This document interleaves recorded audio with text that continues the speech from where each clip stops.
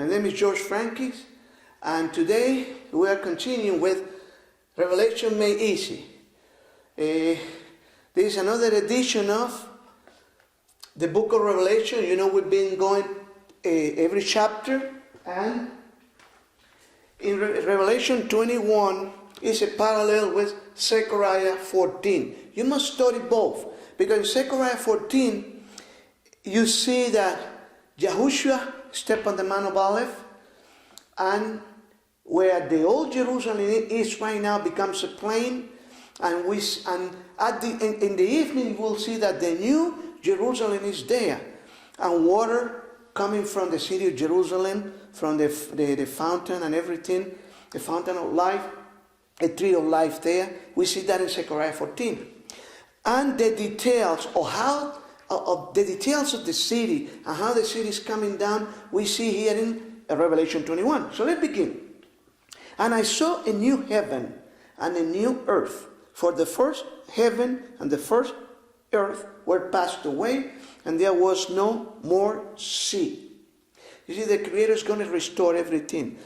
Before, in Genesis, we had no sea. And after the flood, you know, the fountains of the deep broke, and the waters of the heaven came down, and we had that flood that destroyed everything.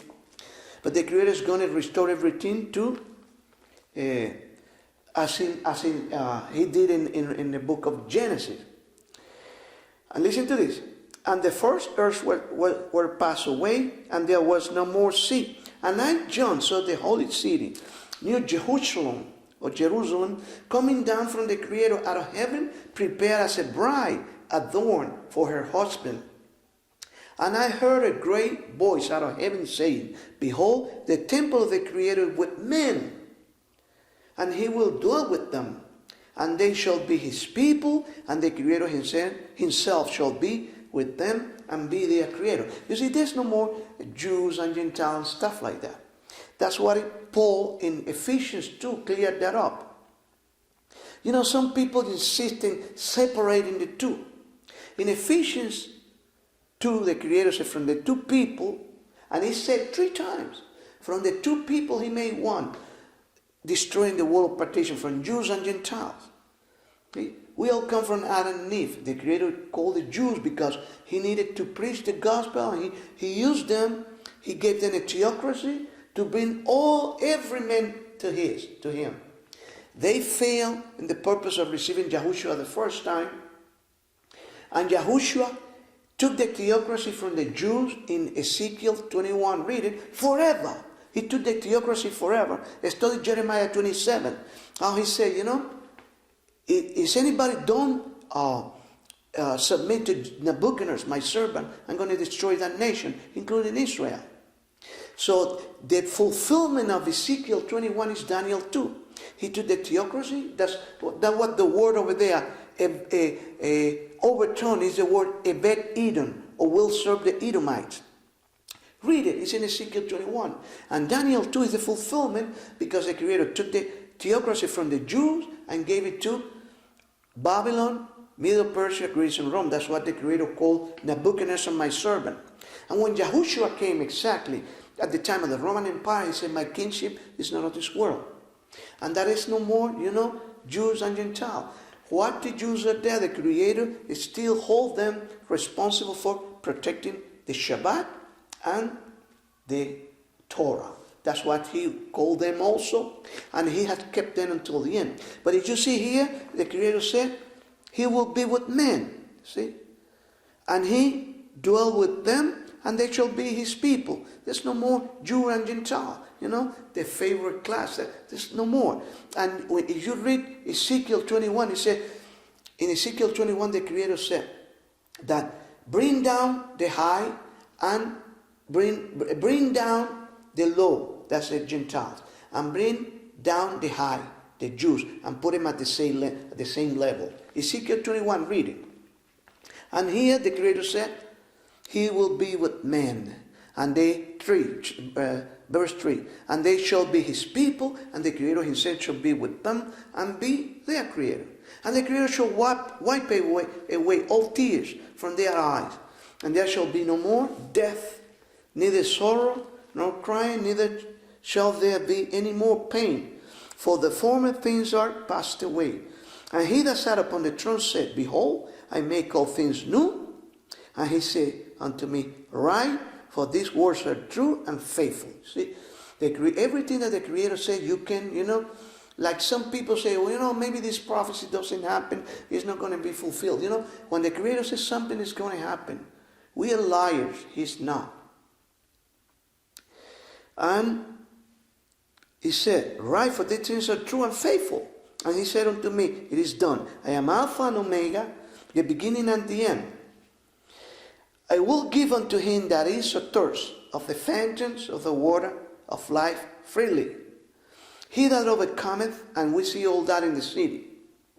He that overcometh sin, I can tell you that. You go to Revelation 2 and 3 and you will see how the 7 churches that are present all the time, even today, you must belong to one of those 7 churches. Just look at the characteristics of every church and one apply to you. And you have to overcome in that sense. He that overcometh shall inherit all things. And I will be his creator, and he shall be my son. But the fearful and unbelieving, the fearful, the coward, the Creator had no place for these people. He said, the valiant see the kingdom of God and they take it. That's what Yahushua said. And the unbelieving, like people that, but is this happening? No, I don't know. The Creator had no sense for these people. He had no interest in that kind of people. And the abominable and murderers and whoremongers, sorcerers, those people that practice all idolatry and practice black magic and stuff like that. These are sorcerers, and the medical science is full of that. And most of the including they call it NLP, neuro-linguistic programming. That's hypnotism. That's spiritism. And people say, they give him a scientific name, but neuro-linguistic is a form of controlling other people. It's hypnotism. High on the garment of holiness, of being a college degree or something. Don't be deceived, beloved. NLP, neuro-linguistic programming, is hypnotism. And the Creator don't want anybody to control other people's mind. Let me see now. We are in but the fearful and abominable, verse 8. And the sorcerers and idolaters and all liars shall have their parts in the lake which burn with fire and brimstone, which is the second death. All liars, you see, people that are in adultery, wherever situation of sin is a lie. And there is no white lies, Some people say, oh, that's a white lie. All lies are from the devil. And Yahushua said, he's the father of lies. So here, the Creator is giving every detail. So we must overcome all this to be in the new kingdom. And all liars shall have their part in the lake which burn with fire and brimstone, which is the second death. And there came unto me one of the 7 angels, we had the 7 vial full of the 7 last plagues, and talked with me, saying, Come hither, and I will shew thee the bride, the Lamb's wife. Now, here we see the next verse. The Creator always talks, throughout the Bible. We see in Revelation 15, 17, 16, that the Creator say, here is the reward, here is the punishment. He always wants us to understand, to comprehend, and to act according to our knowledge for good. That is why He will never violate your desires. He always call you to repent, but He will never violate your rights. And force you into anything. And the life of Yahushua is a clean example of that. And He carried me away in the spirit into a great high mountain, and shew me that great city, the holy Jerusalem, or really Jerusalem, descending out of heaven from the Creator. You will see that in Zechariah 14. You will see that Yahushua will step in the Mount of Olives and becomes a plain, because the new Jerusalem is going to be placed there. And if you look in Zechariah 14, you will see that at the evening in Zechariah 14, the city is there. But the details of how the city is coming down are here in Revelation 21. Listen to this. He carried me away in the Spirit to a great and high mountain and showed me the great city, the holy Jerusalem, descending out of heaven from the Creator, having the glory of the Creator, and their light was like unto a stone most precious, even like a jasper stone, clear as crystal, and had a wall great and high, and had 12 gates, and at the gate 12 angels, and names written thereof, which are the names of the 12 tribes of the children of Israel. Beloved, you must belong to one of the 12 tribes to be able to enter into the city. If you are a believer, you already have been chosen to be part of one of these 12 tribes. Because in the new kingdom, there's no rush. Everything will be in order. You will be entered only into the new Jerusalem through the gate that is assigned to you. And the Father, in my Father's house are many mansions. He don't want people to live in a small quarter. He wants people to have, big places. Listen to this. And had a wall, having the glory of the Creator, verse 11, having the glory of the Creator, and his light was like unto a stone most precious, even like to a jasper stone, clear as crystal, and had a wall great and high, and had 12 gates, and at the gates 12 angels, and names written thereon, which are the 12 names of the 12 tribes of the children of Israel. On the east 3 gates, on the north 3 gates, on the south 3 gates, and on the west 3 gates. And the wall of the city had 12 foundations, and in them the names of the 12 apostles of the Creator, or Yahushua. And he that talked with me had a golden reed to measure the city, and the gate thereof, and the wall thereof. And the city lieth 4 square, is completely square. And the length is as large as the breadth. And he measured the city with the reed 12,000 furlongs. The length and the breadth and the height of it are equal. And he measured the wall thereof 144 cubits, according to the measure of a man, that is of an angel. Beloved, this is very important to have in mind. Verse 17, where is the Creator clears up. Angels and man are of the same size. Because they are cubit. A cubit is the distance between, the point of the middle finger to your elbow. That's a cubit. And he said, the measure, let me read it to you. The length and breadth are equal. Now let me see. And he measured the wall thereof. Yes, and they measured the wall thereof, verse 17. And 144 cubits, according to the measure of a man, that is of the angel. Angel and man are of the same size. So when somebody say, then angels mix with women, in Genesis, that created, when the angel have sex with women, they created, came into being Gaian and stuff like that.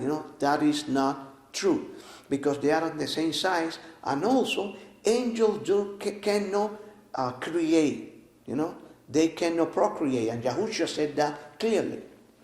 So let's continue. 18. And the building of the wall of it was of jasper, and the city was pure gold, like unto clear glass. So, if we see something, ostentation here, we see something, so rich and so, opulent. There's nothing that we haven't seen yet. If you've seen, you see the houses of the rich people on this earth. They are, like nothing compared to the new Jerusalem. And the foundations of the wall of the city were garnished with all manners of precious stones. The first foundation was jasper, the second sapphire, the third a chalcedony, the fourth emerald, the first sardonyx, the sixth sardius, the seventh chrysolite, the eighth beryl, the ninth topaz, the 10th chrysoprasus, the 11th jacinth, the 12th amethyst, and the 12th gate were 12 pearls. Every several gate was of one pearl, and the street of the city was pure gold, as it were transparent glass. Listen to this. And the 12th gate were 12 pearls. Every several gate was of one pearl, and the street of the city was pure gold, as it were transparent glass. And I saw no temple therein, for the Creator, the Almighty, and the Lamb are the temple of it. And the city had no need of the sun, neither of the moon to shine in it, for the glory of the Creator did lighten them, lighted it. And the Lamb is the light thereof. And the nation of them, listen to this, which are saved shall walk in the light of it. And the kings of the earth do bring their glory and honor into it. And the gates of it shall not be shut at all by day, for there shall be no night there. And they shall bring the glory and honor of the nations into it. And there shall in no wise enter into it anything that defiles, neither whatsoever worketh abomination or maketh a lie, but they which are written in the Lamb book of life. You have to read Daniel 7 to understand this. And you see, everything is explained. These are the details. Now, please go and study Zechariah 14 and compare. And you'll see that the prophecies are easy. The only people that confuse the prophecies are the religious leaders and the religions. But it's time, beloved, that you remember that Yahushua took 12 dirty fishermen and made them his theologian. Thank you for watching another edition of Revelation Made Easy, chapter 21. And next is going to be chapter 22, and we will end Revelation, the editions of Revelation Made Easy. Thank you for watching my channel. I'm Josh Frankish.